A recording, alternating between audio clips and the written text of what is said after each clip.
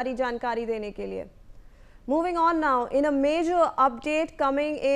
in the death of IPS officer Y. Puran Kumar in Chandigarh, the officer's wife is scheduled to appear in the mortuary to identify the corpse body, following which the post-mortem is to take place today. So clearly now, finally, after 9 days of this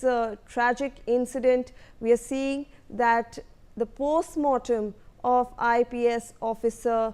Y. Puran Kumar will be held today. That's what our reports are stating. The wife will identify the body, which has been kept in the mortuary since the past 9 days. Remember, viewers, this was a very tragic incident that came to light when in fact the IPS officer died by suicide. Joining me on the broadcast is Sakshi Sharma. Sakshi, could you help us understand, finally the family has agreed to get the post-mortem done today. What are you picking up on? जी बिल्कुल, देखिए 9 दिन हो चुके हैं जब हरियाणा के IPS Y पुरन कुमार ने suicide किया था और 8 दिन के बाद कल हरियाणा सरकार के द्वारा इस पूरे मामले में एक बड़ी कार्रवाई की गई, क्योंकि परिवार इस बात पर अड़ा हुआ था कि जब तक कोई एक्शन नहीं लिया जाता तब तक वाई पुरन कुमार का पोस्टमार्टम और क्रिमेशन नहीं किया जाएगा। और कल हरियाणा सरकार ने क्योंकि एसपी, क्योंकि उनकी पत्नी जो कि आईएएस हैं अवनीत पी कुमार, उन्होंने एक शिकायत जो दर्ज करवाई थी उसमें 2 अधिकारियों का नाम था, एसपी रोहतक और हरियाणा के डीजीपी। एसपी रोहतक को पहले ही हरियाणा सरकार के द्वारा छुट्टी पर भेजा गया था और उनकी जगह सुरेंद्र सिंह भूरिया को वहां पर एसपी लगाया गया है। और वहीं कल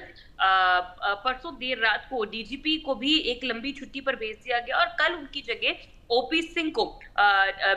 नए जो कार्यवाहक डीजीपी है उनके रूप में उनकी नियुक्ति हुई है और इस संबंध में जो ऑर्डर है वो भी ऑफिशियली हरियाणा गवर्नमेंट की तरफ से जारी हो गए थे,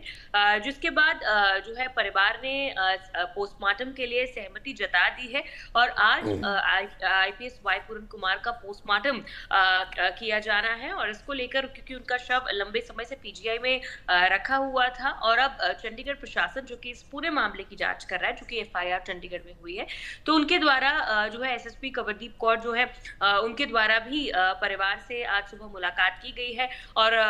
वाई पुरन कुमार की जो बॉडी है उन्हें आइडेंटिफाई करने को लेकर जो है परिवार से रिक्वेस्ट की गई है ताकि पोस्टमार्टम की जो प्रक्रिया है उसे आगे बढ़ाया जा सके। फिलहाल कई चंडीगढ़ प्रशासन से जुड़े हुए अधिकारी भी जो है वो पीजीआई चंडीगढ़ पहुंचे हैं, क्योंकि फिलहाल वाई पुरन कुमार का जो शव है वो पीजीआई में ही रखा हुआ है और आज उनका पोस्टमार्टम होने के बाद उनका अंतिम संस्कार भी आज ही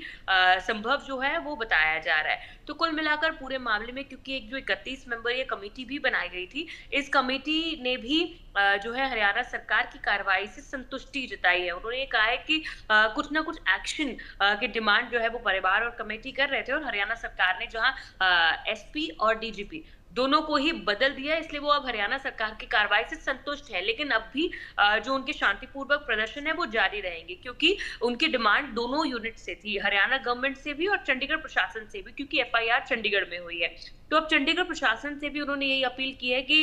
जो कार्रवाई है वो निष्पक्ष हो और जल्द से जल्द जो है कार्रवाई इस पूरे मामले में